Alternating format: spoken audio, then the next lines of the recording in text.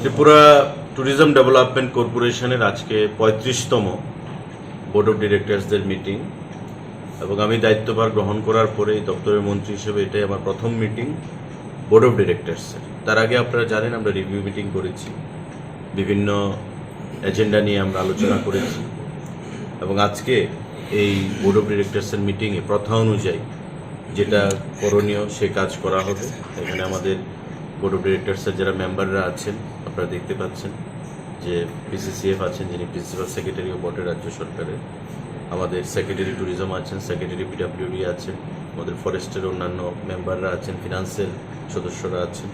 তাদেরকে নিয়ে আমরা সিদ্ধান্তে পৌঁছব, বিভিন্ন এজেন্ডা ভিত্তিক আলোচনা হবে। আর একটা গুরুত্বপূর্ণ এজেন্ডা যেটা আছে আমাদের আজকে, সেটা আপনারা জানেন যে আমাদের ত্রিপুরা ট্যুরিজমকে বিশ্বের দরবারে নিয়ে পৌঁছানোর জন্য ভারতবর্ষের প্রাক্তন ক্রিকেট অধিনায়ক সৌরভ গাঙ্গুলিকে আমরা ব্র্যান্ড অ্যাম্বাসেডর করার চিন্তাভাবনা করেছি। তো সেটা আমাদের ক্যাবিনেট পাশ করাতে হবে, ক্যাবিনেট সিদ্ধান্ত আমরা নেব। তার আগে আমরা আজকেই বোর্ডের মিটিংয়ে সেটাকে পাশ করাবো এবং সর্বসম্মতভাবে, এবং পরবর্তী সময় ক্যাবিনেটে আমরা সেটা উত্থাপিত করব এবং সেখান থেকে পাশ করাবো। তারপরে সৌরভ গাঙ্গুলির সঙ্গে টার্মস অ্যান্ড কন্ডিশন এগ্রিমেন্ট হবে এবং উনি রাজ্যে আসবেন।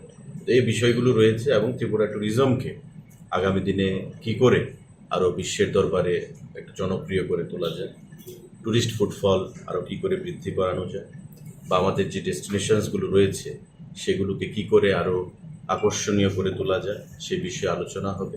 বিভিন্ন সদস্যরা তাদের মতামত পেশ করবেন, আমরা মাইনর্স নেব মিটিংয়ে।